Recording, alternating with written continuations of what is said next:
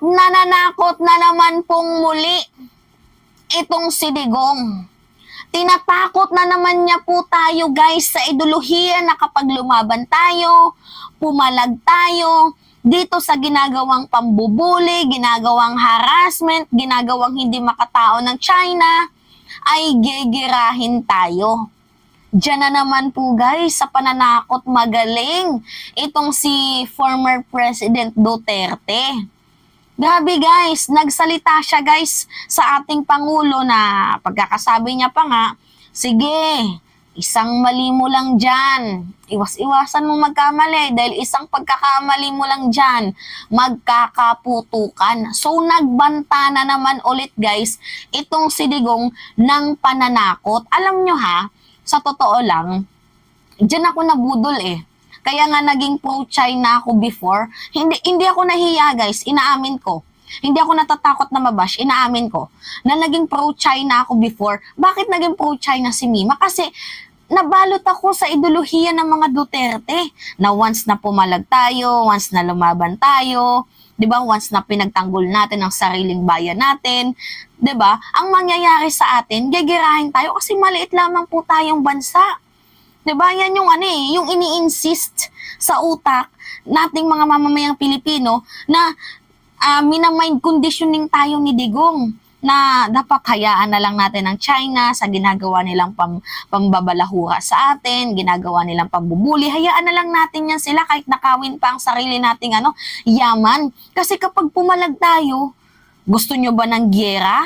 Oh, yan guys yung yung ini-insist ni Digong, yung minamind conditioning niya sa atin. At yan din po guys ang ginagawa niya ngayon kay President Marcos. Ano yung sabi niya? Oh, isang beses lang. Kaya nga sinasabi ko sa'yo, huwag kang mag-commit ng pagkakamali dahil isang beses lang. Magkakaputukan dyan. Yan po guys ang kanyang banta sa ating Pangulo ngayon. Pakinggan nyo pakinggan nyo. Wala akong away kay Marcos. Sinasabi ko lang kay Marcos ngayon, marami kang ginawa na hindi tama. Kaya nagrereklamo ako kasi alam ko at do not continue committing so many mistakes because one day puputok yan. Yan guys yung kanyang sinabi. Because one day, puputok yan. Meron pang kasunod yan guys yung talagang literal na pananakot. Ito, pakinggan nyo Maniwala ko sa akin. Yan, di ba? Maniwala ka sa akin. Kapag hindi naniwala si PBBM sa sinasabi ni Digong, which is yung tinutukoy niya dyan guys, is yung sa West Philippine Sea issue. Sige, patuloy mo lang na ipaglaban ng natin. Sige, patuloy mo lang yung ginagawa mo. Diba? Tinitrigger mo yung China. Huwag kang mag-alala one day. Isang mali mo lang, puputok yan.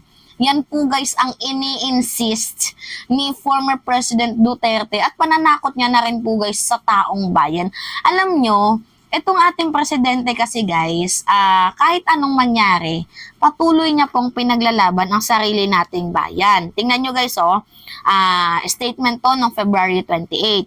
PBBM stands firm in the West, stands firm in defending the West Philippine Sea. So patuloy po guys na didepensahan ni President Marcos ang ating teritoryo kahit anong mangyari. Wala po siyang i-give up kahit ni isa. Tapos guys, kung maalala nyo kaya ko to pinapasinungalingan itong sinabi ni Digong na kapag tayo dito sa China, kapag pumalag tayo, gigirahin tayo. Guys, huwag kayo diyang maniwala. Pinapasinungalingan ko yan. Kasi sinabi noon ni former President Duterte, ito yung hindi ko makalimutan na sinabi niya na sige, kapag magdala kayo dyan ng barkong pandigba, warship dyan sa West Philippine Sea, magkakagera. Yan guys yung banta ni former President Duterte noon. Na nung naging presidente naman po guys, etong si President Marcos, 'di ba, hindi na nga makatiis sa ginagawang pambubuli ng China. Nagpadala po guys ang ating presidente doon ng barkong pandigma sa mismong ano natin, territory natin, sa ating teritoryo natin, nagpadala po guys ng warship itong si PBBM. Ginera ba tayo?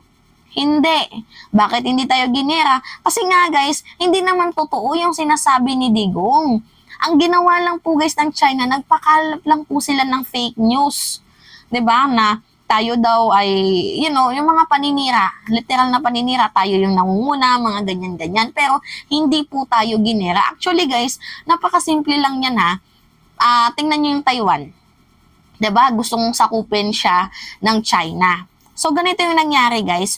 Kung matagal na po, 'di ba, na gustong girahin ng China ang Pilipinas, dapat matagal na din nilang ginawa yan dyan sa Taiwan. Kasi yung Taiwan palagi din namang nakikipaglaban sa kanilang teritoryo. Where in fact, yung bagong presidente nga ng Taiwan guys is anti-China eh. 'Di ba? Napansin nyo? Kung ganun lang din pala, matagal na din ginera yun ng China kasi pinaglalaban din ng Taiwan ang sarili nilang bahura. Di sana ganun din tayo, 'di ba? Kung pinaglaban natin matagal na din sana tayong ginera kasi hindi naman po ginigera ng Taiwan, hindi ginigera ng China ang Taiwan, 'di ba? Dapat matagal na nilang ginera yan kasi matagal na din po nakikipaglaban ng ang Taiwan dito sa sa kanilang sariling teritoryo kahit sinasakop sila, inaangkin sila. Pero hindi naman po sila ginera, 'di ba? Nagigets nyo guys yung punto ko?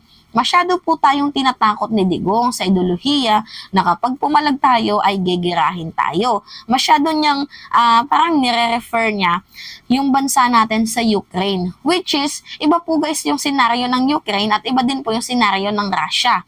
Iba yung senaryo nilang dalawa sa senaryo ng Pilipinas at sa senaryo ng sa West Philippine Sea issue. So now, nagigets niyo ba guys yung punto ko? Tapos sinabi pa ni Digong na sige, yung mga soldier, mga military, walang loyalty yan sa'yo. Yes, guys, sinabi yan ni Digong. Pakinggan nyo, ha? Pakinggan nyo. Military is not yours. Walang loyalty lang military. Yung mga generals na malapit lang sa iyo pero by and large, ang military nakatutok lang yan sa tao. Including the police. Tandaan ninyo yan. Hindi yan kung sabihin yung mahirap lang na madala ninyo sa hindi yan. Kamali ka. Yan. Yan pa yung isang binitawan ni Digong na kanyang statement na sinasabi niya na walang loyalty ang military forces dito kay President Marcos. Hoping sana yung buong militar magsalita kung totoo nga ba ang sinasabi ni Digong. Kasi guys, threat to eh. Diba, threat tong ginagawa ni former President Duterte. Bukod sa threat na tinatakot niya tayo, meron ding threat sa banta ng seguridad sa bansang Pilipinas dahil sabi nga ni Digong, wala daw loyalty ang military sa kanya. Actually, yung ginagawa ni Digong, pwede to siyang kasuhan eh. Pero mabait lang talaga ang ating Pangulo. Kaya hindi niya ginagawa yan. Mabait lang po guys si President Marcos. Kaya hindi niya ginagawa yan yung mga na yan. Yung mga bagay na maghigantay, mag-revenge. Hindi niya ginagawa yan. So ngayon nga po guys, ito yung sinabi ni former President Duterte na isang commit mo lang ng pagkakamali, magkakaputukan dyan. Yan po yung ini-insist ni Digong. At saka sa oras ng pangangailangan, kala mo kakampihan ka ng military. Hindi. Walang loyalty yan sa'yo. Kaya hoping sana na itong military forces na to magsalita ukol sa sinabi ni former President Duterte kung totoo nga ba na wala silang loyalty dito sa ating Pangulo. Kasi ang unfair naman, 'di ba, na pure yung intention ng Pangulo sa inyo, tapos kayo wala pala kayong loyalty dito sa ating presidente. Kawawa naman ang ating Pangulo. Diba? Anyway guys, yun po. Nandito na naman si Digong sa kanyang way ng pananakot sa taong bayan. Ay ang tanong kung natatakot na ba tayo. Actually guys, itong si President Marcos hindi sa di porket pinaglalaban niya ang ating bayan, ay gusto niya na ng gera. Hindi po yun ganon.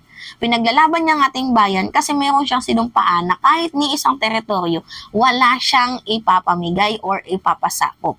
Yan po guys ang sinumpaan ni President Marcos. Kaya kung makikita nyo na itong si PBBM ay bumoboses ukol dito sa issue ng West Philippine Sea, ay may dahilan. Not unlike sa panahon ni former President Duterte, wala ngang binigay na teritoryo, pero, 'di ba, meron na silang deal. Hindi nga binigay, pero meron na silang deal. Pansin nyo yon na pabubulukin na lang itong ating BRP? Kaya guys, you must think of it. Kung gusto nyo pang manatili buo ang ating teritoryo, ang bansang Pilipinas, bumoto kayo guys ng same yung foreign policy kay President Marcos, hindi yung tuta ka ng China. Wag guys, wag kayong boboto ng ganon.